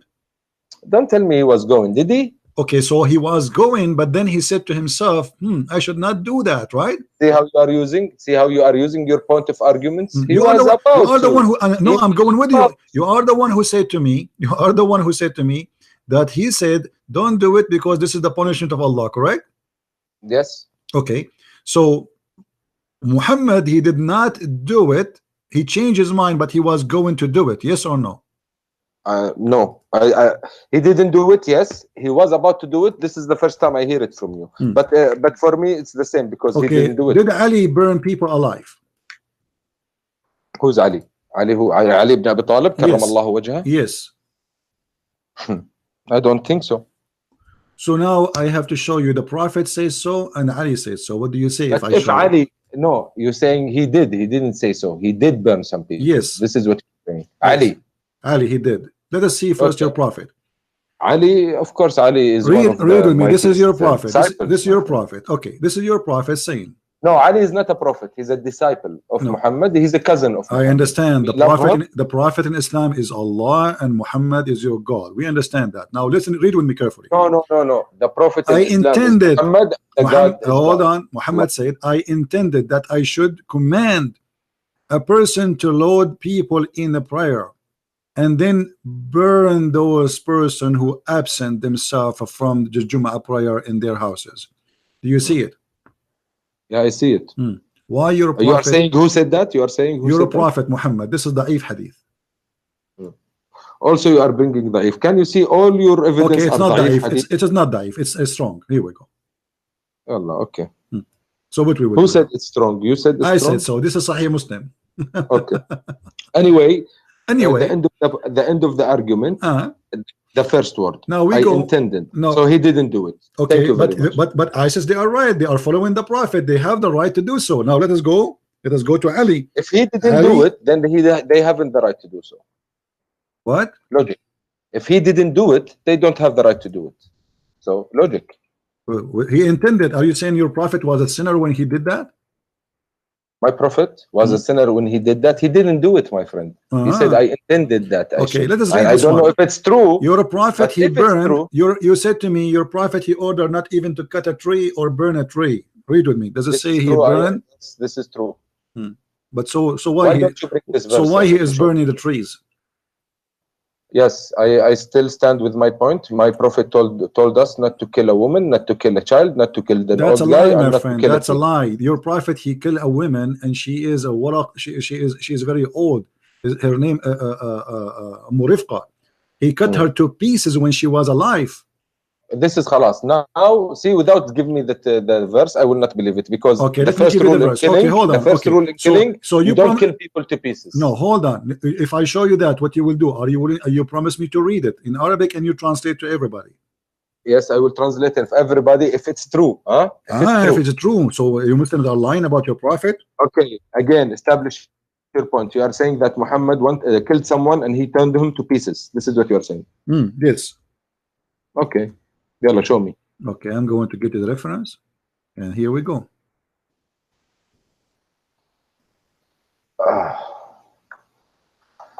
Let me refresh the page again.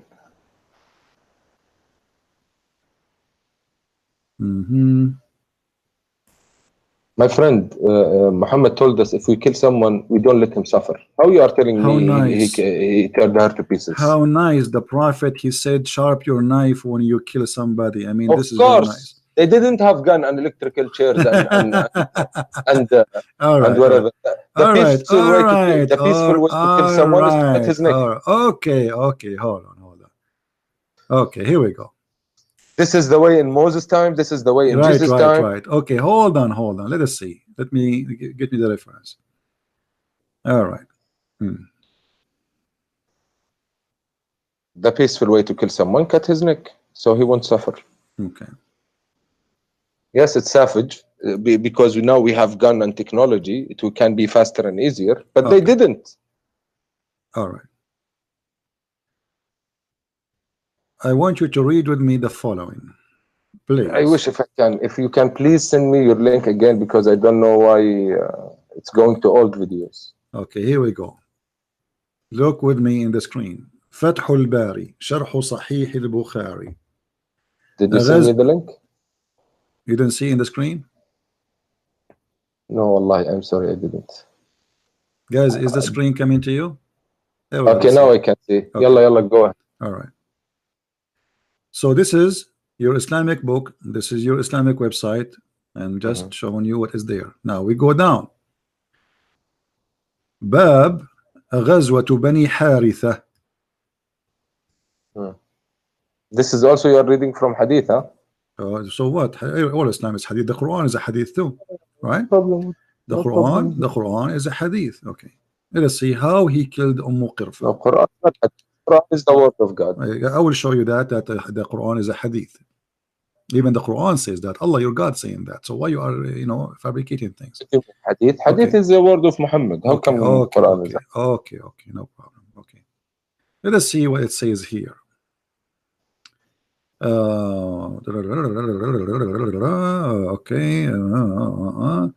And then, listen, Wallah, I want to talk to you about good points. Hold on, read with me carefully. The last line, please. Here it says. So you are choosing the lines. Hold on, I'm not choosing this. Your Islamic books. ربطها في ذنب فرسين وأجراهما فتقطعت وأسر بنتها وكانت جميلة. So he killed. Oh, that's awful. He killed the women by, guys, she is more than 80 years old. He tied her by 2 horses, according to this story here, and he ordered the horses to run in 2 different directions. But this is not Muhammad. This is Muhammad. This is what he said. This is what he said. Don't play games. Don't play games. I'm not playing games. Can you please show me where is Muhammad name in this verse? Point Muhammad. It's talking about Muhammad. This is talking about Muhammad. Amara, here we go. Amara Rasulullah sallallahu alayhi wasallam, etc., etc., blah blah blah blah blah blah. And then he says, and then here is talking how he killed her. La. It didn't say Amara Rasulullah. Please highlight it if you say. Please okay, highlight. Here we go. You can see. Okay, here we go. فجهز النبي صلى الله عليه وسلم فأوقع بهم وقتل قرفة. Do you see it? وقتل قرفة. Who is the one? I did. I highlighted. You are the one who's playing. Okay, here we go. Do you see it? وقتل قرفة. Do you see it? Okay, so your prophet is the one who killed her.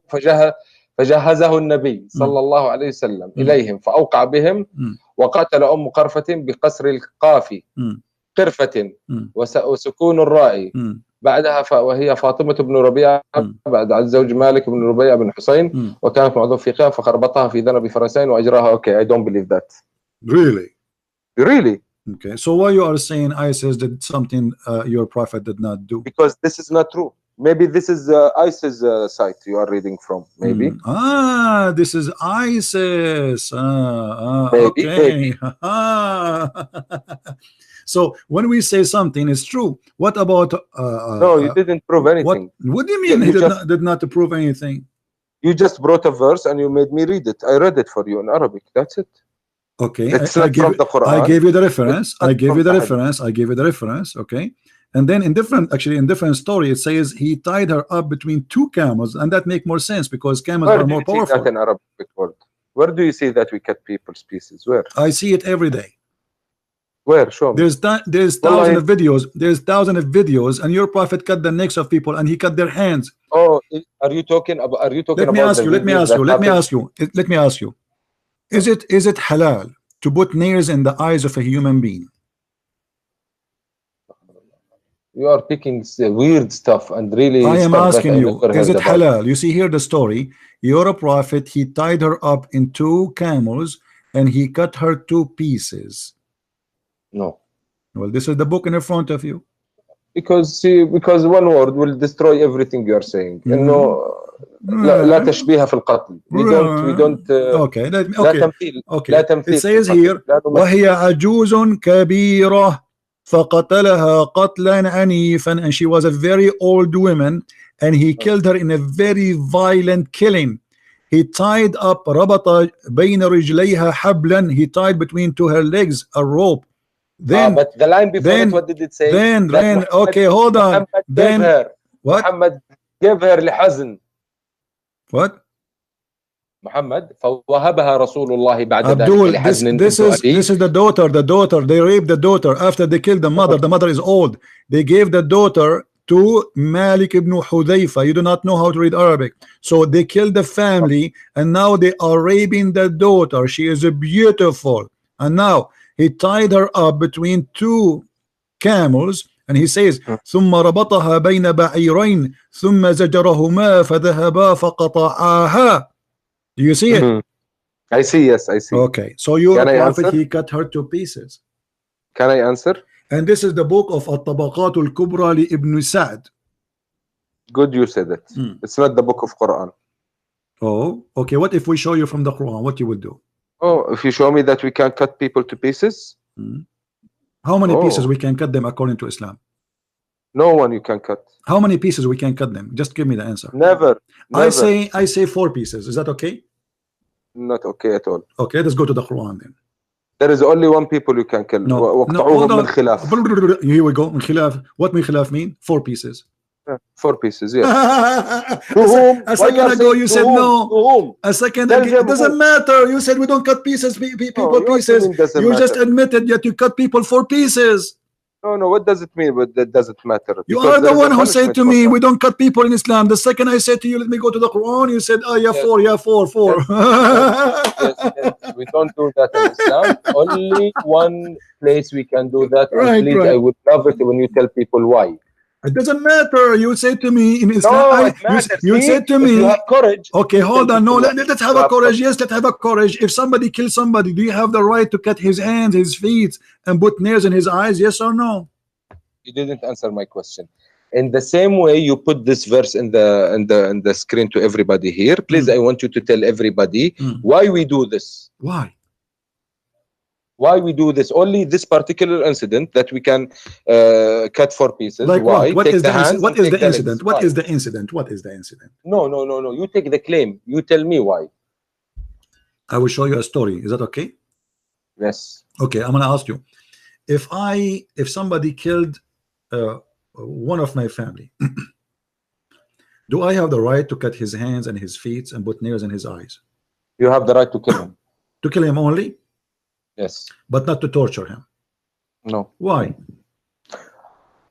No, I'm talking about myself. If someone kill my family, I'm talking about Islam. I don't know. You as a Muslim, according to Islam. If as a Muslim, killed, okay, so what is the eye for an eye? You kill the guy. Do you have the right to cut his hands and his feet and put nails in his eyes? Yes or no? Yes, there is one incident you can do that. What is the incident? You should tell me now from here. I want you to read it. No, because you know I'm going to show you something. This is why you are saying, okay, now there's an incident. What is the incident? Tell me. You tell me. You see, because you know I'm going to show you. This is why you are saying, oh, there's an incident. No, show me. But you do not know what the incident. Okay, tell me what the incident. You said there is an incident. We can do that. Tell me what is that incident. You said you tell me a story and then you did it. Don't make me hang up on you. I'm losing my patience. I am asking you, what is the incident? You as a Muslim, you are allowed to do that. You cut the hands and the feet and put nails in the eyes. Oh, guys, he's gonna hang up. I'm asking you to give me the incident. You said yes, we can do that in an incident. What is the incident? Yes, you. Why you anyone telling you? You are the one who told me. You are the one who told me there's an incident. You are the one who mentioned there's an incident. So I'm saying to you, what is the incident? Yeah. Huh?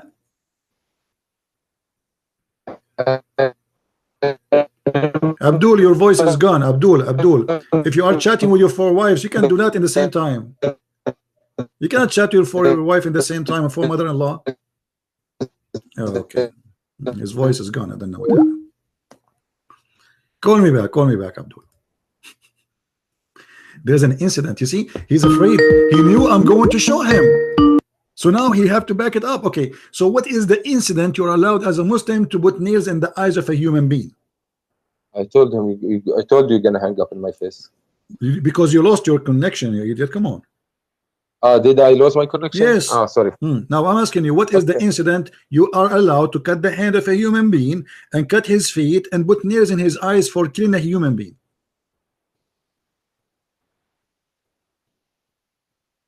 Are you talking to me? No, I'm talking to your neighbor. Okay.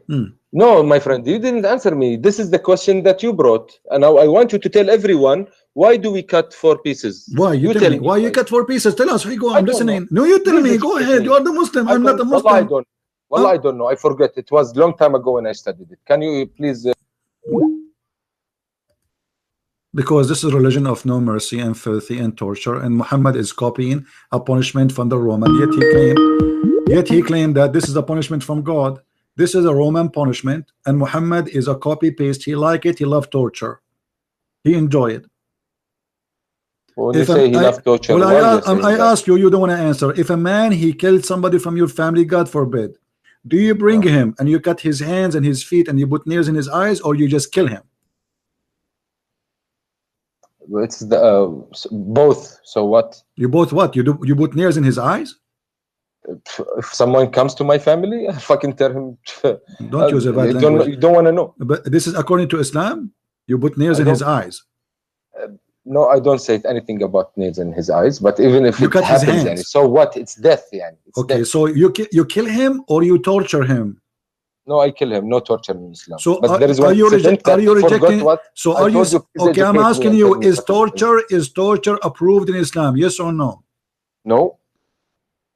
One incident that I forgot what it is. I told you, please educate me, and you are refusing to educate me. Show me. Show me. Silence me. Yes, show me, silence me, because I can see the verse in front of you, but you are hiding the Arabic one. I want you to show me the Arabic one and educate me, please. Okay, read this story. Yalla.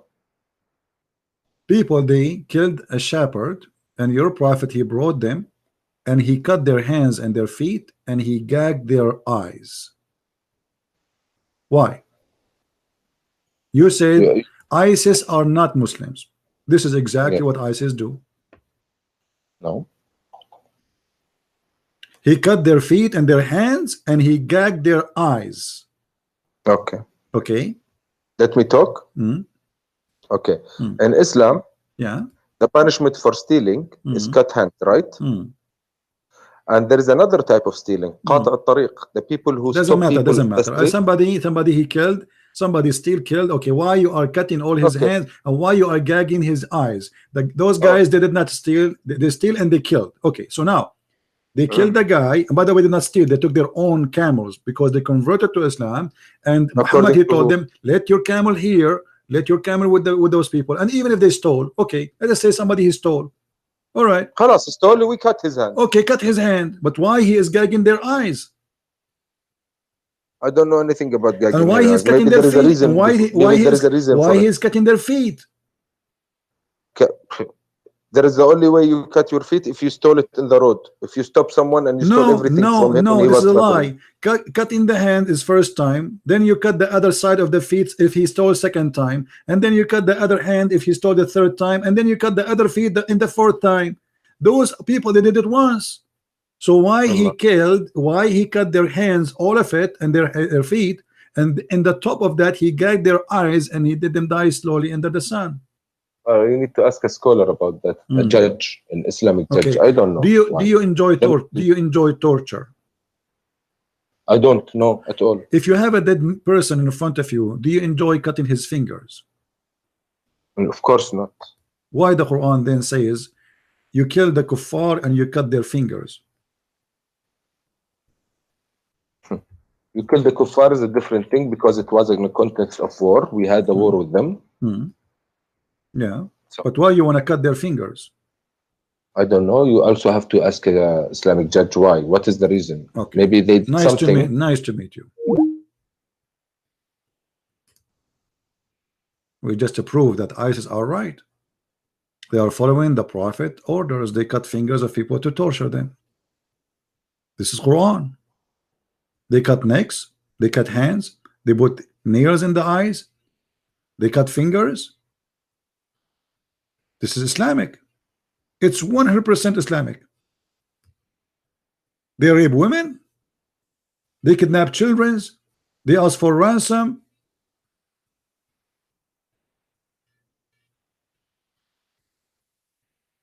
This is the truth. ISIS, not only they are Islamic, they are the only true Islamic people exist in this earth. And all the Muslims, they knew that. But what's happening, no Muslim really these days is a real Muslim. They don't want to be this garbage. I mean, they are Muslim by name. They are forced to be Muslims. This is why you see some stupid who claim to be Christians, like a guy, his name is James White. He says, if ISIS are Muslims, why they are killing Muslims? Why? Because Muhammad said so. Muhammad, he said, if they don't pray as we pray, if they don't slaughter as we slaughter, if they don't live as we order them to live, we kill them.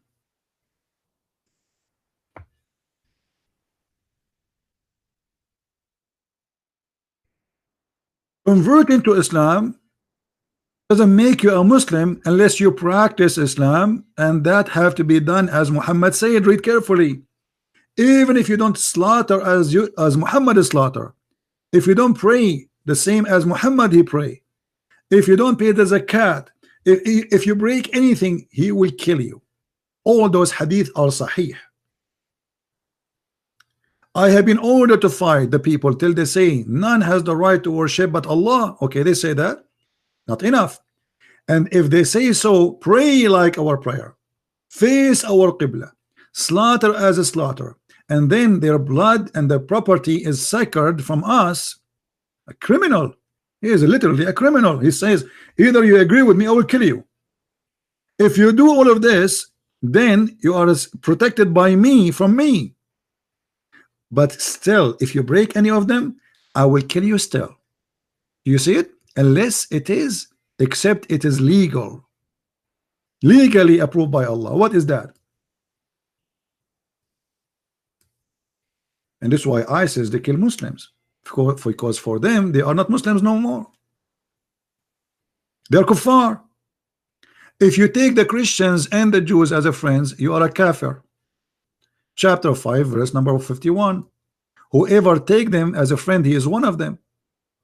So if you are a Muslim and you invited the Christians or Jews, or you have a relationship with the American or French or etc., you are a kafir and should be killed according to Islam. And this is the truth. Whoever take them as a friend, he is one of them. How many Muslims they live in the West, they say to you, you are my friend? All of them they do. But in reality, a Muslim is not allowed to do that. And if he mean it, he is not a Muslim.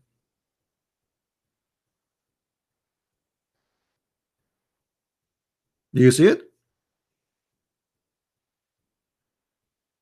If you take them as a friend, you are one of them. What does that mean? That means you became an apostate. Is that me saying that? No, this is the Quran.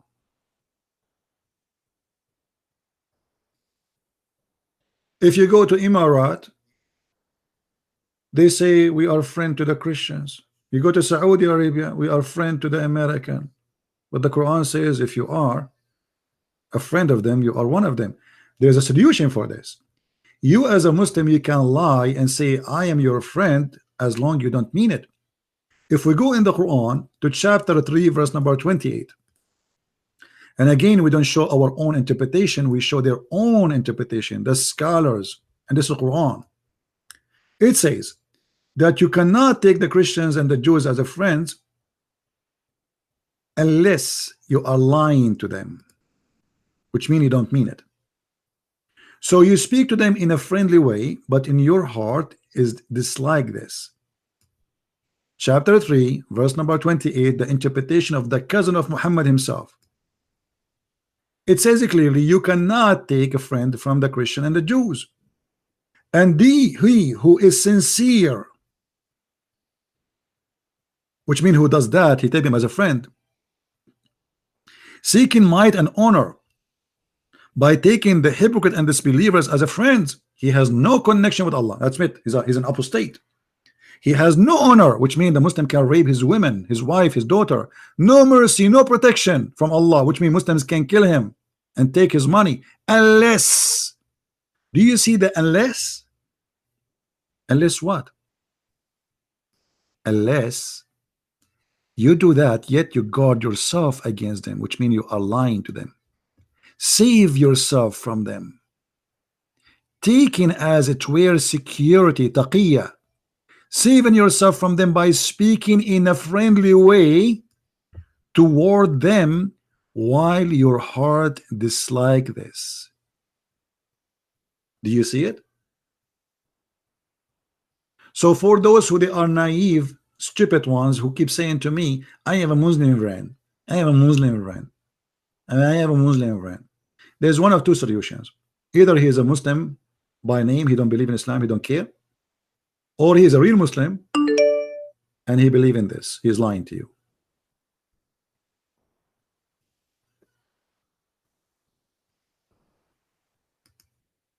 For me, like now I heard this Ali, he's saying he would like to be my friend. You cannot fool me. I know you will not take me as a friend. It's against your religion. To take me as a friend for real, that will make you not a Muslim no more.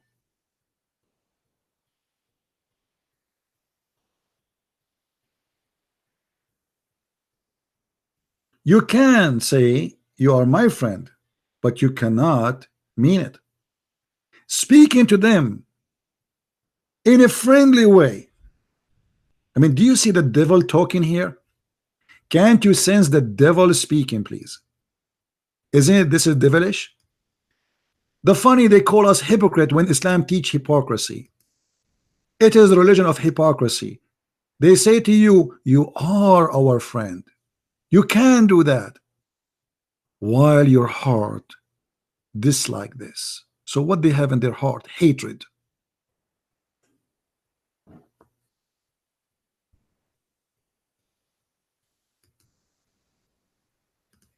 Have you ever heard of a filthy religion more than this?